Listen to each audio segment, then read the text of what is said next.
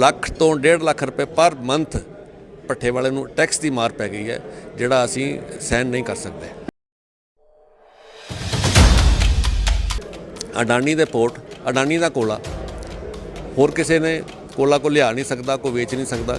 ਸਿਰਫ ਇੱਕੋ ਹੀ ਪਾਰਟੀ ਰਹਿ ਗਈ, ਉਹਨੇ ਆਪਣੀ ਮਨਮਰਜ਼ੀ ਦੇ ਨਾਲ 8,000 10,000 ਵਾਲੀ ਚੀਜ਼ ਨੂੰ 25,000 ਰੁਪਏ ਟਨ ਕਰ ਦਿੱਤਾ ਹੈ।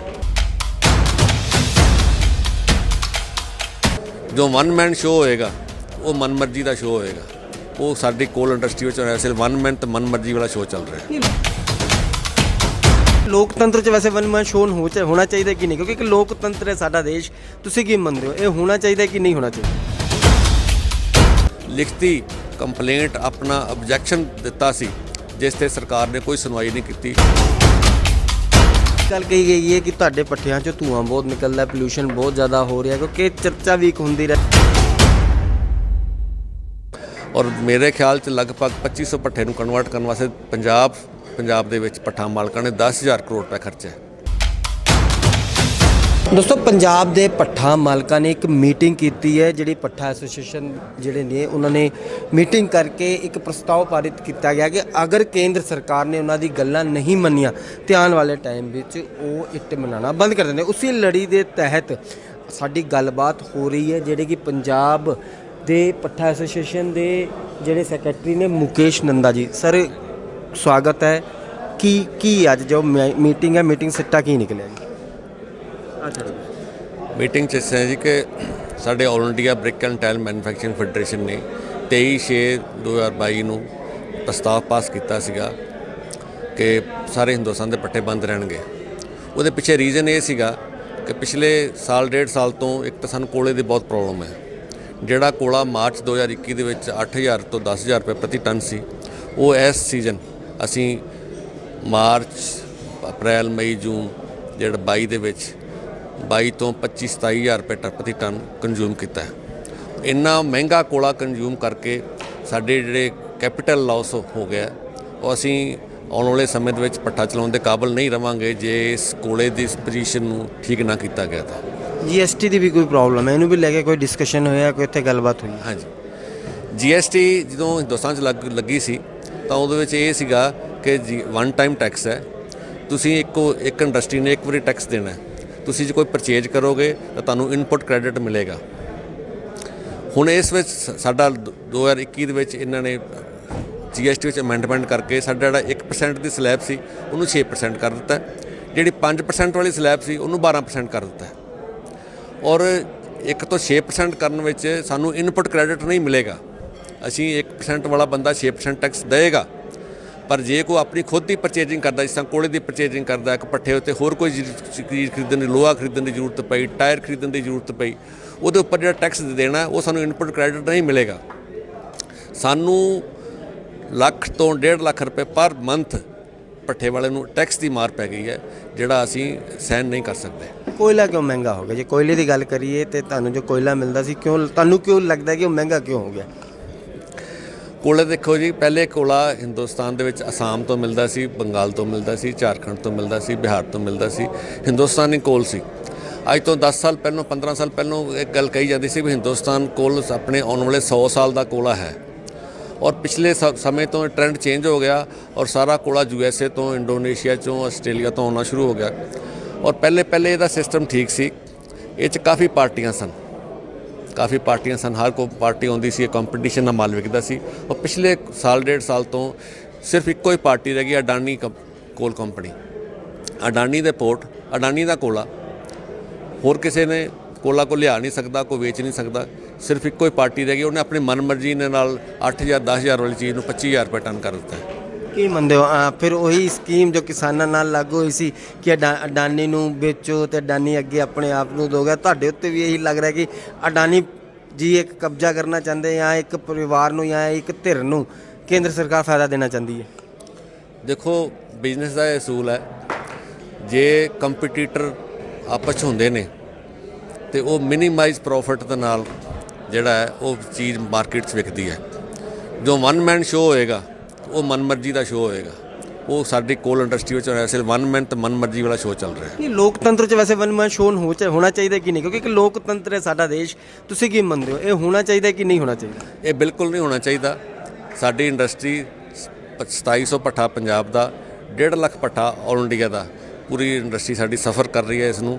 ਔਰ ਇਹ ਬਿਲਕੁਲ ਤੇ ਗੱਲ ਬਿਲਕੁਲ ਨਹੀਂ ਹੋਣੀ ਚਾਹੀਦੀ, ਸਰਾਸਰ ਜ਼ਿਆਦਤੀ ਹੋ ਰਹੀ ਸਾਡੇ ਨਾਲ। ਪੰਜਾਬ ਸਰਕਾਰ ਨੇ ਕਦੇ ਗੱਲ ਕਰਨ ਦੀ ਕੋਸ਼ਿਸ਼ ਕੀਤੀ ਹੈ ਕਿ ਪੰਜਾਬ ਸਰਕਾਰ ਕੇਂਦਰ ਸਰਕਾਰ ਕੇ ਬੈਠ ਕੇ ਕੁਝ ਐਵੇਂ ਦੀ ਗੱਲ ਕਰੇ ਕਿ ਭੱਠਾ ਮਾਲਕੇ ਦੀ ਜਿਹੜੀ ਸਮੱਸਿਆ ਹੈ ਉਹਦਾ ਨਿਵਾਰਣ ਕੀਤਾ ਜਾਵੇ, ਉਹਦਾ ਹੱਲ ਕੀਤਾ ਜਾਵੇ? ਜਦੋਂ GST ਕੌਂਸਲ ਦੀ ਮੀਟਿੰਗਾਂ ਹੋ ਰਹੀਆਂ ਸਨ, ਇਹ ਪ੍ਰਪੋਜ਼ਲ ਸੀ ਕਿ 1% ਤੋਂ ਵਧਾ ਕੇ 6% ਕੀਤਾ ਜਾਏਗਾ, 5 ਤੋਂ 12 ਕੀਤਾ ਜਾਏਗਾ। ਉਸ ਟਾਈਮ ਤੇ finance minister Hindustan Shrimati Sitharaman, finance minister Punjab, ਜਿੰਨੇ MPs ਨੇ ਆਲਮੋਸਟ 100-150 MPs ਨੂੰ ਹਿੰਦੁਸਤਾਨ ਲੈਵਲ ਤੇ ਆਪਣੇ ਮੈਮੋਰੈਂਡਮ ਦਿੱਤੇ ਗਏ ਵੀ ਸਾਡੇ ਨਾਲ ਇਹ ਕੰਮ ਨਹੀਂ ਹੋਣਾ ਚਾਹੀਦਾ। ਅੰਮ੍ਰਿਤਸਰ ਤੋਂ ਮੈਂ ਆਪਣੇ ਤਰੁਣ ਚੁੱਗ ਜੀ ਨੂੰ, ਆਪਣੇ MP ਸ਼੍ਰੀ ਔਜਲਾ ਜੀ ਨੂੰ, ਔਰ ਸਾਡੇ ਵੱਖ-ਵੱਖ ਸਟੇਟਾਂ ਤੋਂ, ਗੁਜਰਾਤ ਵਾਲਿਆਂ, ਗੁਜਰਾਤ ਦੇ ਮਿਨਿਸਟਰ, ਸੈਂਟਰ ਮਿਨਿਸਟਰਾਂ ਨੂੰ, MP ਵਾਲਿਆਂ ਨੇ, ਮਹਾਰਾਸ਼ਟਰ, ਮੱਧ ਪ੍ਰਦੇਸ਼ ਵਾਲਿਆਂ ਨੇ ਆਪਣੇ ਸੈਂਟਰ ਮਿਨਿਸਟਰ ਨੂੰ, ਇਸ ਤੱਕ ਕਿ ਗਡਕਰੀ, ਪ੍ਰਧਾਨ ਮੰਤਰੀ ਜੀ, ਸੀਤਾਰਮਨ ਜੀ ਨੂੰ, ਸਾਰਿਆਂ ਨੂੰ ਲਿਖਤੀ ਕੰਪਲੇਂਟ, ਆਪਣਾ ਆਬਜੈਕਸ਼ਨ ਦਿੱਤਾ ਸੀ, ਜਿਸ 'ਤੇ ਸਰਕਾਰ ਨੇ ਕੋਈ ਸੁਣਵਾਈ ਨਹੀਂ ਕੀਤੀ। ਸਾਰਾ ਕੁਝ ਹੋਣ ਦੇ ਬਾਵਜੂਦ ਫਿਰ ਇਹਨਾਂ ਨੇ ਜਿਹੜਾ ਆਪਣੀ ਅਮੈਂਡਮੈਂਟ ਹੈ ਉਹ ਕਰ ਦਿੱਤੀ ਹੈ। ਇੱਕ ਗੱਲ ਕਹੀ ਗਈ ਹੈ ਕਿ ਤੁਹਾਡੇ ਪੱਠਿਆਂ 'ਚੋਂ ਧੂੰਆਂ ਬਹੁਤ ਨਿਕਲਦਾ, ਪੋਲਿਊਸ਼ਨ ਬਹੁਤ ਜ਼ਿਆਦਾ ਹੋ ਰਿਹਾ, ਕਿਉਂਕਿ ਚਰਚਾ ਵੀ ਇੱਕ ਹੁੰਦੀ ਰਹਿੰਦੀ ਹੈ। ਤੁਸੀਂ ਕਿਸ ਤਰ੍ਹਾਂ ਇਸ ਚੀਜ਼ ਨੂੰ ਦੇਖਦੇ ਹੋ ਕਿ ਐਕਚੁਅਲ ਹੈ ਕਿ ਤੁਸੀਂ ਕੋਈ ਮੋਡੀਫਿਕੇਸ਼ਨ ਕੀਤਾ ਇਸ ਚੀਜ਼ ਨੂੰ ਲੈ ਕੇ? ਪੰਜਾਬ ਸਟੇਟ ਹਿੰਦੁਸਤਾਨ 'ਚ ਪਹਿਲੀ ਸਟੇਟ ਹੈ ਜਿਹਦੇ ਵਿੱਚ 2500 ਭੱਠਾ 2019 ਅਪ੍ਰੈਲ ਤੋਂ ਲੈ ਕੇ 2020 ਤੱਕ zigzag induced high draft convert ਹੋਇਆ। ਇੱਕ ਭੱਠਾ ਕਨਵਰਟ ਕਰਨ ਵਾਸਤੇ 50 ਤੋਂ 60 ਲੱਖ ਰੁਪਏ ਲੱਗ ਜਾਂਦਾ, ਔਰ ਮੇਰੇ ਖਿਆਲ 'ਚ ਲਗਭਗ 2500 ਭੱਠੇ ਨੂੰ ਕਨਵਰਟ ਕਰਨ ਵਾਸਤੇ ਪੰਜਾਬ ਦੇ ਵਿੱਚ ਭੱਠਾ ਮਾਲਕਾਂ ਨੇ 10,000 ਕਰੋੜ ਰੁਪਏ ਖਰਚਿਆ। ਔਰ ਪੰਜਾਬ ਹਿੰਦੁਸਤਾਨ ਦੀ ਪਹਿਲੀ ਸਟੇਟ ਹੈ ਜਿਹੜੀ ਜਿਗ ਜੈਗ ਇੰਡਿਊਸਡ ਹਾਈ ਡਰਾਫਟ ਭੱਠੇ ਚਲਾ ਰਹੀ ਹੈ। ਇਹਦੇ ਨਾਲ ਇਹ ਪ੍ਰਮਾਣਿਤ ਹੈ ਕਿ ਜਿਹੜਾ ਧੂੰਆਂ 800 SPM ਦੇ ਲੈਵਲ ਤੇ ਸੀ, ਉਹ ਇਸ ਵੇਲੇ 200 SPM ਦੇ ਲੈਵਲ ਤੇ ਹੈ। ਤੁਹਾਨੂੰ ਨਹੀਂ ਲੱਗਦਾ ਤੁਸੀਂ ਜੇ ਸਟ੍ਰਾਈਕ ਕਰੋਗੇ, ਜਿਹੜੇ ਸਰਕਾਰੀ ਕੰਮ ਹੋ ਰਹੇ ਨੇ, ਜਿਹੜੇ ਆਮ ਲੋਕ ਬਿਲਡਿੰਗਾਂ ਬਣਾ ਰਹੇ ਨੇ, ਪੰਜਾਬ ਦੇ ਅੰਦਰ ਜਦੋਂ ਪ੍ਰੋਬਲਮ ਕ੍ਰੀਏਟ ਹੋਊਗੀ ਉਹ ਪਰੇਸ਼ਾਨੀ ਨਹੀਂ ਹੋਊਗੀ ਜੀ? ਦੇਖੋ, ਜਦੋਂ ਅਸੀਂ ਆਪ ਪਰੇਸ਼ਾਨੀ 'ਚ ਹੈ, ਪਹਿਲਾਂ ਅਸੀਂ ਆਪਣੀ ਪਰੇਸ਼ਾਨੀ ਦੂਰ ਦਾ ਹੱਲ ਕੱਢਣ ਦੀ ਕੋਸ਼ਿਸ਼ ਕਰਾਂਗੇ। ਸਾਡੀ ਪਰੇਸ਼ਾਨੀ, ਅਸੀਂ ਆਪ ਪਰੇਸ਼ਾਨ ਹਾਂ ਤਾਂ ਸਾਨੂੰ ਦੂਸਰਿਆਂ ਦੀ ਪਰੇਸ਼ਾਨੀ ਨਾਲ ਫਿਰ ਕੋਈ ਸਬਬ ਨਹੀਂ ਰਹਿ ਜਾਂਦਾ। ਅੱਛਾ, ਮੈਂ ਵੀ ਸੁਣਿਆ ਕਿ ਜਿਹੜੀ ਤੁਹਾਡੀ ਬ੍ਰਿਕਸ ਨੇ ਕਿਤੇ ਬੈਨ ਵੀ ਕੀਤੀ ਹੈ, ਕਿਸੇ ਜਗ੍ਹਾ ਬੈਨ ਵੀ ਹੋਈ ਕਿ ਇਹ ਬ੍ਰਿਕਸ ਨਹੀਂ ਲੱਗ ਸਕਦੀ ਜੋ ਤੁਹਾਡੇ ਦੁਆਰਾ ਬਣਾਈ ਜਾ ਰਹੀ ਹੈ। ਇੱਕ ਗੱਲ ਇਹ ਹੈ ਕਿ ਸਾਡੀ ਰੈੱਡ ਬ੍ਰਿਕ ਹੈ। ਤੁਸੀਂ ਦੇਖੋ, ਹੁਣ ਪੰਜਾਬ ਦੇ ਵਿੱਚ ਨਾਨਕਸ਼ਾਹੀ ਇੱਟਾਂ ਮਿਲ ਜਾਣਗੀਆਂ, 150 ਸਾਲ ਪੁਰਾਣੀ ਅੰਗਰੇਜ਼ ਸਰਕਾਰ ਦੇ ਟਾਈਮ ਤੇ ਮਿਲ ਜਾਣਗੀਆਂ। ਉਹ ਜਦੋਂ ਅਸੀਂ ਰੀਯੂਜ਼ ਕਰਦੇ ਹਾਂ, ਚਾਹੇ ਉਹ ਨਾਨਕਸ਼ਾਹੀ ਇੱਟ ਹੈ, ਚਾਹੇ ਦੂਸਰੀ ਸਾਡੀ ਇੱਟ ਹੈ 150 ਸਾਲ ਪੁਰਾਣੀ, ਉਹਨੂੰ ਅਸੀਂ ਰੀਯੂਜ਼ ਕਰ ਲੈਂਦੇ ਹਾਂ। ਸਾਡੀ ਇੱਟ ਰੈੱਡ ਬ੍ਰਿਕ ਦਾ 1% ਵੀ ਵੇਸਟੇਜ ਨਹੀਂ ਜਾਂਦੀ, ਦੁਬਾਰਾ ਰੀਯੂਜ਼ ਹੋ ਜਾਂਦੀ ਹੈ। ਉਹਦੇ ਉਲਟ ਜਿਹੜੀ ਸੀਮੈਂਟ ਬ੍ਰਿਕਸ, ਫਲਾਈ ਐਸ਼ ਬ੍ਰਿਕਸ, ਦੂਸਰੀਆਂ ਬ੍ਰਿਕਸ ਨੇ, ਉਹਨਾਂ ਦੀ ਲਾਈਫ ਹੈ 20 ਸਾਲ, 25 ਸਾਲ, 30 ਸਾਲ। ਉਸ ਤੋਂ ਬਾਅਦ ਉਹ ਕੰਕਰੀਟ ਦਾ ਵੇਸਟ ਹੋ ਜਾਣਾ, ਉਹਨੂੰ ਅਸੀਂ ਰੱਖਣਾ ਕਿੱਥੇ ਹੈ, ਇਹ ਪ੍ਰੋਬਲਮ ਆ ਜਾਣੀ ਹੈ। ਰੈੱਡ ਬ੍ਰਿਕ ਦਾ ਇਹ ਹੈ ਕਿ ਪੁਰਾਣੀ 200 ਸਾਲ ਪੁਰਾਣੀ ਬਿਲਡਿੰਗ ਢਾਈ, ਉਹਨੂੰ ਫਿਰ ਰੀਯੂਜ਼ ਕੀਤਾ, ਉਹ 'ਚੋਂ ਜਿਹੜੇ ਪੀਸਿਸ ਟੁਕੜੇ ਹੋ ਗਏ ਉਹਦਾ ਹੋਰ ਬਰੀਕ ਕਰਕੇ ਉਹਨੂੰ ਫਰਸ਼ ਵਿੱਚ ਕੰਜ਼ਿਊਮ ਕਰ ਲਓ। ਫਰਸ਼ 'ਚ ਨਹੀਂ ਕੰਜ਼ਿਊਮ ਕਰ ਸਕਦੇ, ਉਹਦੀ ਸੁਰਖੀ ਬਣਾ ਲਓ, ਉਹ ਫਿਰ ਕੰਮ ਆ ਜਾਏਗੀ। 1% ਵੀ ਵੇਸਟੇਜ ਨਹੀਂ ਹੁੰਦੀ। ਜਦ ਕਿ ਸੀਮੈਂਟ ਬ੍ਰਿਕ ਜਿਹੜਾ ਕੰਮ ਹੋ ਰਿਹਾ ਇਸ ਵੇਲੇ, ਉਹ 25-30 ਸਾਲ ਬਾਅਦ ਇੱਕ ਬੜੀ ਵੱਡੀ ਸਿਰਦਰਦੀ ਬਣ ਜਾਣੀ ਹੈ।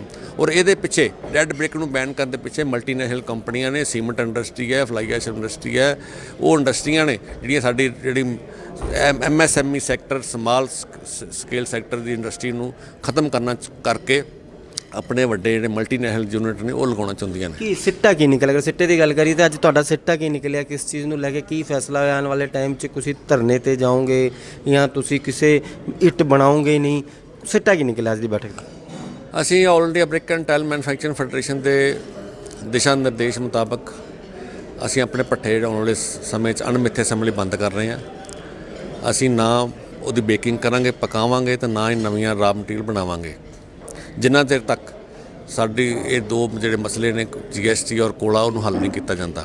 ਉਹਦੇ ਵਾਸਤੇ ਸਾਨੂੰ ਦਿੱਲੀ ਰਾਮਲੀਲਾ ਮੈਦਾਨ ਵਿੱਚ ਰੈਲੀ ਕਰਨੀ ਪਵੇ, ਧਰਨਾ ਦੇਣਾ ਪਵੇ, ਜੋ ਵੀ ਕਰਨਾ ਪਵੇ, ਜੋ ਸਾਨੂੰ all India brick and tile manufacturing federation ਦਿਸ਼ਾ ਨਿਰਦੇਸ਼ ਦੇਗੀ, ਅਸੀਂ ਉਹਦੇ ਗਾਈਡਲਾਈਨ ਮੁਤਾਬਕ ਅੱਗੇ ਚੱਲਾਂਗੇ। ਮਿਹਰਬਾਨੀ ਜੀ। ਇਹ ਸੀਗੇ ਜਿਹੜੇ ਪੱਠੇ ਐਸੋਸੀਏਸ਼ਨ ਦੇ ਲੋਕ ਜਿਨ੍ਹਾਂ ਨੇ ਕਿਹਾ ਹੈ ਕਿ ਅਸੀਂ ਇੱਕ ਸਿੱਟਾ ਕੱਢਿਆ ਕਿ ਆਉਣ ਵਾਲੇ ਟਾਈਮ ਵਿੱਚ ਕੋਲੇ ਦੀ ਸਮੱਸਿਆ GST ਦੀ ਸਮੱਸਿਆ ਨੂੰ ਅਗਰ ਹੱਲ ਨਹੀਂ ਕੀਤਾ ਜਾਊਗਾ ਤੇ ਇਹ ਇੱਟ ਨਹੀਂ ਪਕਾਣਗੇ, ਇੱਟ ਨਹੀਂ ਬਣਾਉਣਗੇ। ਹੋਰ ਇੱਕ ਗੱਲ ਹੋਰ ਜਿਹੜੀ ਇਹਨਾਂ ਨੇ ਕਹੀ ਹੈ ਕਿ ਕਿਸੇ ਕੁਝ ਘਰਾਣਿਆਂ ਨੂੰ ਫਾਇਦਾ ਦੇਣ ਲਈ ਇਸ ਕਰਕੇ ਜਿਹੜੀ ਜਿਹੜੀ ਭੱਠਾ ਇੰਡਸਟਰੀ ਹੈ ਇਹਨੂੰ ਖਤਮ ਕਰਨ ਦੀ ਕੋਸ਼ਿਸ਼ ਕੀਤੀ ਜਾ ਰਹੀ ਹੈ। ਸਭ ਤੋਂ ਵੱਡੀ ਗੱਲ ਜਿਹੜੀ ਇੱਕ ਹੈ ਕਿ ਇਹਨਾਂ ਦੀ ਇੱਟ 200 ਸਾਲ ਤੱਕ ਯੂਜ਼ ਕੀਤੀ ਜਾਂਦੀ ਹੈ। ਜਿਹੜੀ ਹੁਣ ਇੱਟਾਂ ਬਣ ਰਹੀਆਂ ਨੇ, ਇਹ ਇੱਟਾਂ ਰੀਯੂਜ਼ ਬਹੁਤ ਘੱਟ ਹੁੰਦੀਆਂ ਨੇ। ਹੁਣ ਆਉਣ ਵਾਲੇ ਟਾਈਮ 'ਚ ਇਹ ਐਸੋਸੀਏਸ਼ਨ ਕੀ ਅਗਲਾ ਕਦਮ ਚੁੱਕਦੀ ਹੈ, ਉਸ ਕਦਮ ਦਾ ਸਰਕਾਰ ਤੇ ਕਿੰਨਾ ਕੁ ਅਸਰ ਪੈਂਦਾ ਹੈ ਤਾਂ ਟਾਈਮ ਹੀ ਦੱਸੂਗਾ। ਲੇਕਿਨ ਕਿਤੇ ਨਾ ਕਿਤੇ ਭੱਠਾ ਐਸੋਸੀਏਸ਼ਨ ਨੇ ਤਾਂ ਇੱਕ ਬੈਠਕ ਕਰਕੇ ਇੱਕ ਸਿੱਟਾ ਕੱਢਿਆ ਹੈ। ਮੈਂ ਲੁਧਿਆਣਾ ਤੋਂ ਲੁਧਿਆਣਾ ਨਿਊਜ਼, ਰਵਿੰਦਰ ਸਰਾਣਾ।